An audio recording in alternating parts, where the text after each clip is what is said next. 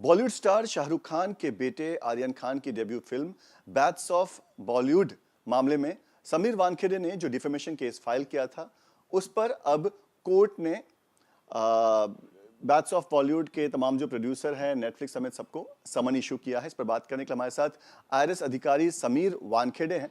Sir, क्या आपने इस फिल्म को देखी? आपको क्या समझ में आया कि आपको लगा कि कहीं ना कहीं ये आपका अपमान है, और फिर बाद में आपने इसके खिलाफ डिफेमेशन फाइल किया?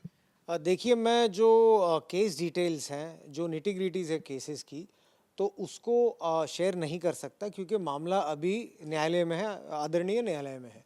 सो फॉर दैट रीज़न कब देखा, क्या देखा एंड मेरे जो मुद्दे हैं, तो वो मैं आपके साथ में शेयर नहीं कर पाऊँगा। लेकिन 2-3 बातें ज़रूर है कि किन चीज़ों ने मुझे न्यायालय का दरवाज़ा खटखटाने के लिए मजबूर किया है। तो 2-3 चीज़ें ज़रूर शेयर कर सकता हूँ आपसे मैं। कि सबसे पहले ये एक सेल्फ रिस्पेक्ट की, आत्मसम्मान की लड़ाई है, और ये मेरी ही नहीं, बेसिकली जितने भी तमाम अधिकारी हैं जो ड्रग्स के खिलाफ लड़ते हैं, जिन्होंने अपना रक्त दिया है ऑपरेशंस में। मैंने भी बहुत सारे ऑपरेशंस में भाग लिए, मेरे ऑफिसर्स ने भाग लिए, मेरे स्टाफ ने भाग लिए, जिन्हें बहुत सारी लाइफ इंजरीज हुई है, हेड इंजरीज हुई है, उनके हाथ पैर टूटे हुए हैं, एंड अपनी फैमिली को त्याग दे के रात भर काम करते हैं ड्रग के खिलाफ लड़ने के लिए। तो ये उनके लिए है एंड उनकी आत्मसम्मान के लिए है। दूसरी बात, जो हमारे राष्ट्र का चिन्ह है, सत्यमेव जयते, तो सत्यमेव जयते की अवमानना करना, ये कतई कोई भी अधिकारी हो, कोई भी राष्ट्रभक्त हो, या कोई भी आम जनता हो जिनको राष्ट्र से प्रेम है, तो कोई भी चुप नहीं बैठेगा ये देखने के बाद में। और फाइनली जिस प्रकार से मैसेजेस आते हैं, जिस प्रकार से धमकियां आती हैं, जिस प्रकार से गंदे प्रकार के मैसेजेस मेरी फैमिली को आ रही है, और ये भी जो फ़ैन क्लब्स होते हैं कुछ लोगों के, फिर उनके ग्रुप्स होते हैं जैसे कि पाकिस्तान से, यूएई से, बांग्लादेश से, तो उसके लिए ज़रूर मैं लड़ूंगा और इसका तिरस्कार भी करूंगा और उसको न्यायालय के सामने ज़रूर प्रस्तुत करूंगा। सर, आपने बैट्स ऑफ बॉलीवुड के खिलाफ डिफेमेशन फाइल किया, पर इसके पहले भी एक फिल्म में शाहरुख खान का डायलॉग था कि बेटे को हाथ लगाने से पहले बाप से बात कर। उसको लेकर भी कहा जा रहा था कि ये जवाब समीर वानखेड़े को है। तो क्या जानबूझ के आपको अब टारगेट किया जा रहा है शाहरुख खान के परिवार की तरफ से? टारगेट करने की तो किसमें, आई डोंट थिंक सो। हमारे राष्ट्र में ये सब जो टारगेट करना, इसकी हैसियत ऐसी तो होती नहीं है, क्योंकि संविधान में सबके सामने एक होते हैं हम लोग। तो कोई बड़ा छोटा होता नहीं, और कोई इतना बड़ा नहीं होता कि किसको टारगेट करे। हमारे साथ में संविधान है, और अगर कोई ये ऐसी हरकतें भी करने की कोशिश करेगा तो मैं उसको प्रॉपरली, उसका लीगल मैनर में जवाब दूंगा। दूसरी बात ये भी है कि ये जो डायलॉग आपने कहा है, मैं तो मूवीज़ देखता नहीं हूँ, ना ही मुझे इंटरेस्ट है इसमें, लेकिन जिस प्रकार के शब्द इस्तेमाल होते हैं ऐसे डायलॉग्स में, ये हमारे भारतीय संस्कृति में होते नहीं है। बेसिकली हमारे जो पैदा करने वाले होते हैं उनको हम पिताजी बोलते हैं, और उनके साथ में तमीज़ से बात करते हैं। तो ये जो डायलॉग आपने बोला भाई, काफ़ी रोड साइड मुझे लगा है, तो और ना ही मैं उस पर कोई टिप्पणी देना चाहूँगा। मैं I would not go down to that level कि उसका जवाब दूँ मैं। और तीसरी बात है, अगर किसको जो सटायर करना है, जिसको ऐसे प्रकार की जो रोड साइड डायलॉग करना है, अपने लोगों के साथ कीजिए, अपने परिवार के साथ कीजिए, अपने फ्रैटर्निटी के साथ कीजिए, यहाँ पर हमारे साथ में मत कीजिए प्लीज़। सर, आपने कहा कि धमकियां मिल रही है आपको, और आपने कहा कि एक फ़ैन पेज है या कुछ लोग हैं। मैंने ये भी पढ़ा कि पाकिस्तान से और कई अन्य देशों से, देश के बाहर से आपको धमकियां आ रही है। ये किस तरह की धमकियां आ रही है, और उसको लेकर भी क्या आपने पुलिस से शिकायत की है? देखिए, ये तो एक तो रेगुलरली, जैसे कि बांग्लादेश से, फिर बाद में पाकिस्तान से रेगुलरली आती है। कुछ जान से मारने की, बच्चों को हार्म करने की, घर में आने की, ये सब। और ना ही मुझे इस चीज़ से डर है, ना ही मैं इन सब चीज़ों से डरता हूँ। मैं तो उनको खुलेआम एक आह्वान भी देता हूँ कि अगर ये सब करना है तो मुझे मैसेजेस या धमकियाँ नहीं दे, सामने आके करें।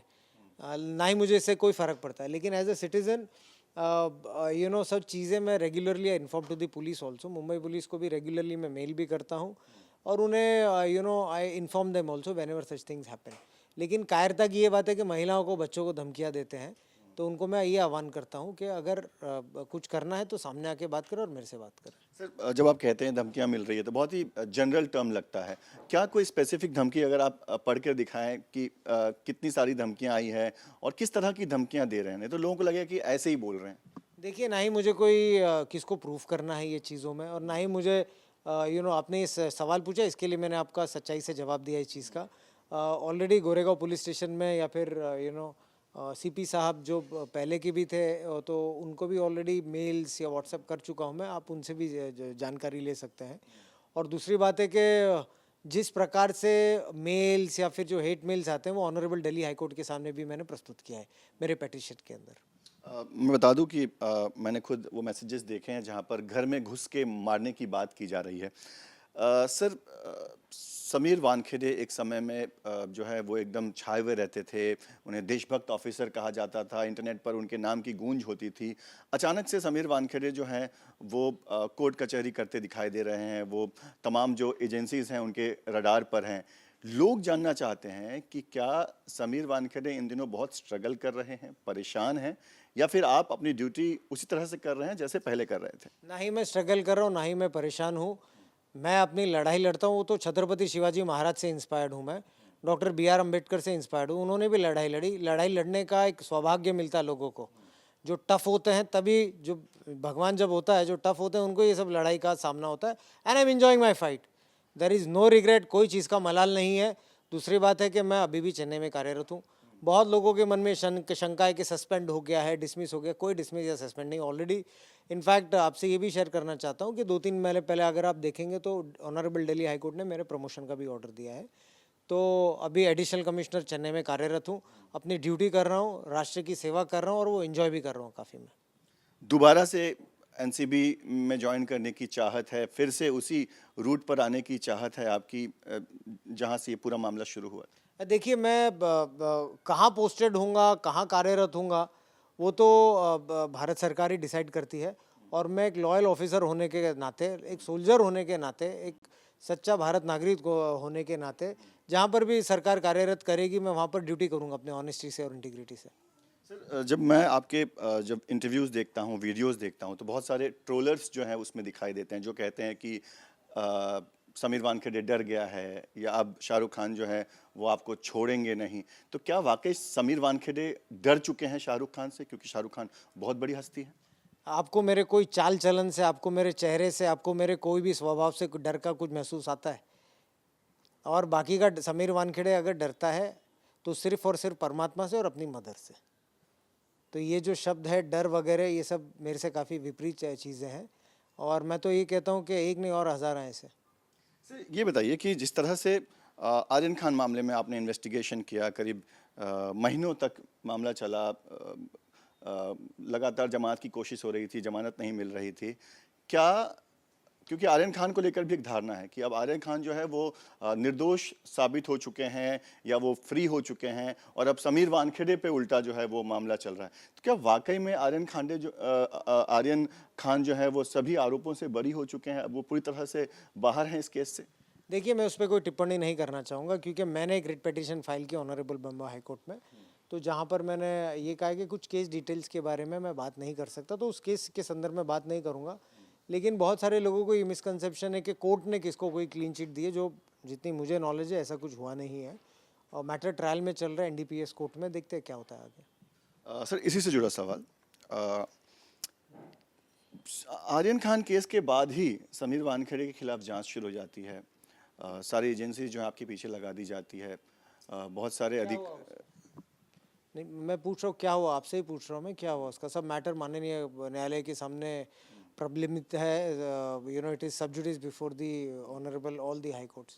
क्या हुआ उसमें मामले में, वही मैं आप लोगों से पूछना चाहता हूँ। और बाकी का देखिए, जो एजेंसीज होती है सबको अधिकार है इन्वेस्टिगेट करने का। जब आरोप प्रत्यारोप होते हैं तो मेरा भी फ़र्ज़ बनता है कोऑपरेट करने का, और उनका भी फ़र्ज़ है इन्वेस्टिगेट करने का। भारत का संविधान इतना स्ट्रांग है कि आज, और हमारी न्याय प्रणाली भी इतनी स्ट्रांग है कि कोई भी ऐसा फेक आरोप लगा ले और सिद्ध हो जाए, ऐसा होता नहीं है। There are lot many checks and balances, और मुझे मेरी न्याय प्रणाली पे पूर्ण भरोसा भी है, गर्व भी है और विश्वास भी है, और एजेंसीज़ पे भी, क्योंकि मैं खुद एजेंसीज़ में बहुत सारे काम कर चुका हूँ। तो it's not a banana Republic के कोई भी फेक केस कर दे या आरोप लग जाए और आपके ऊपर थिंग्स हैपन। तो लड़ाई है, सत्य जीतेगा। सत्य थोड़े दिन परेशान हो सकता है, लेकिन पराजित नहीं हो सकता। पर सर, ऐसा क्या हुआ कि आपके ही अधिकारी जो हैं वो आपके खिलाफ सबूत बटोरने लगे, आप ही के खिलाफ हो गए? देखिए, अगर आप नहीं जानते होंगे तो मैं आपको ये भी चीज़ों से अवगत करवाना चाहूँगा कि जो whatever reports were made against me, तो माननीय दिल्ली हाई कोर्ट ने उस रिपोर्ट को अनलॉफुल टेनेबल डिक्लेयर करके those reports have been set aside basically. If you अगर आप उसे देखेंगे भी, मैं भी आपसे शेयर कर सकता हूँ, आप भी रिसर्च कर सकते हैं। 2 दिल्ली हाई कोर्ट्स के ऑर्डर है, प्रिंसिपल बेंच कैट के भी ऑर्डर्स है which have made these inquiries unlawful against me. तो क्या आप मानते हैं कि कहीं ना कहीं वो सारे आरोप जो थे वो इन्फ्लुएंस थे इसी केस के बाद? क्या खान परिवार उसके पीछे शामिल था कि अब समीर वानखेड़े की बारी है, उसको परेशान किया जाएगा? देखिए, अगेन मैं ये कहता हूँ कि हमारा राष्ट्र इतना स्ट्रांग है, हमारी सिस्टम इतनी स्ट्रांग है कि कोई ऐसा किसकी पीछे लगी या किसकी पारी, ठीक है, कुछ एलिगेशंस होते हैं, कुछ समय होता है, तो मुझे लगता नहीं, और उस पर ऐसे लोगों पे टिप्पणी भी नहीं करना चाहूँगा। They are not that important to give any comments on that. Sir, Aryan Khan का जब नाम आता है तो समीर वानखेड़े का नाम आता है, और जब समीर वानखेड़े का नाम आता है तो आर्यन खान का नाम जो भी कारण है लिया जाता है। इस फिल्म में ये दिखाने की कोशिश की गई है कि समीर वानखेड़े जिसको लेकर आपकी आपत्ति है, जो एक कैरेक्टर दिखाया गया है, वो सिर्फ चुन चुन के बॉलीवुड के लोगों को ही टारगेट करके उनके खिलाफ इंक्वायरी करता है।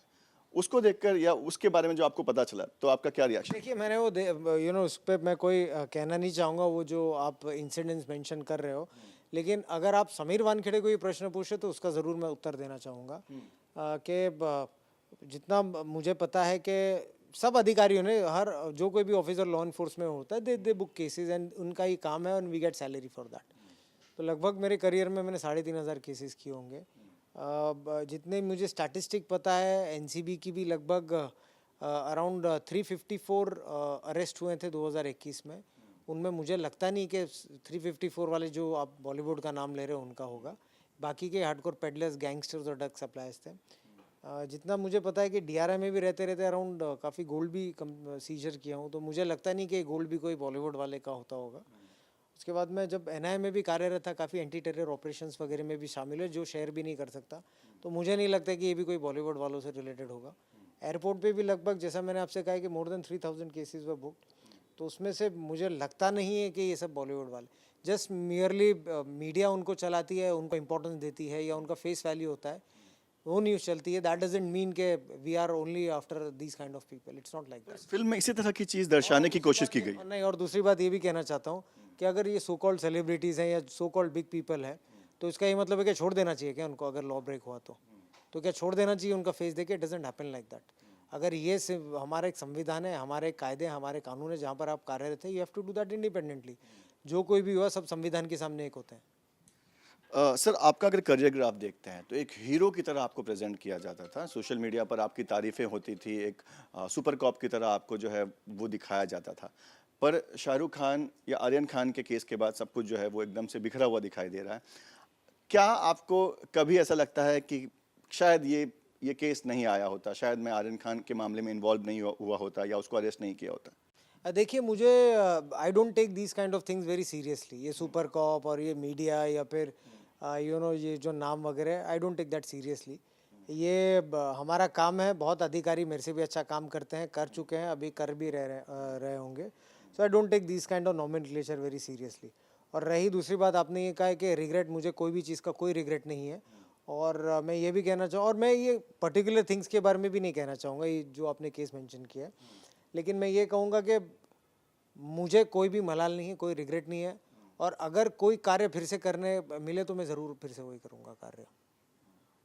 इस केस से क्या उम्मीद है सर? क्योंकि आपने ये भी कहा है कि अगर डिफेमेशन केस में 2 करोड़ की जो आपने दावा किया है वो अगर मिलता है तो बाद में उसे कैंसर पीड़ितों को आप डोनेट करेंगे, तो उम्मीद कर रहे हैं, क्योंकि हमने देखा था जॉली एलएलबी एक फिल्म को लेकर भी इसी तरह की याचिका दायर की गई थी, जहां पर कोर्ट रूम को मॉक किया गया था, उनका मजाक उड़ाया गया था, जज साहब को मजाक उड़ाया गया था, पर वो ठहरी नहीं वो याचिका।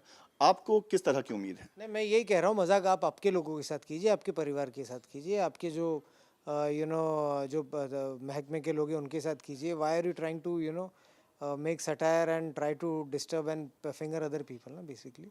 सो देखिए, उनका अधिकार है करने का, ये तो मूवी है, मैं कुछ कह नहीं पाऊँगा। मैं अपने सिर्फ केस में अभी I am focusing on that, और मुझे ज़रूर 100% ये चीज़ की आशंका है कि न्याय ज़रूर मिलेगा। एक आखिरी सवाल सर, 30 तारीख को क्या उम्मीद है? क्या शाहरुख खान, आर्यन खान या उनकी तरफ से क्या समन जो है उसकी डिटेल क्या है? देखिए समन्स तो ऑलरेडी आपने भी रिपोर्ट किया है कि और माननीय न्यायालय का भी ऑर्डर है कि 30 तारीख को हमें भी समय दिया गया हमारा रिजॉइंडर फाइल करने के लिए एंड 30 तारीख को सबको प्रस्तुत होने के लिए कहा है, समन्स दिया है। देखेंगे क्या प्रस्तुत करते हैं, उस चीज़ का हम लोग लीगली प्रॉपर उत्तर देंगे और ये आशंका है कि ज़रूर जीतेंगे। सत्यमेव जयते। सत्यमेव जयते। बिल्कुल।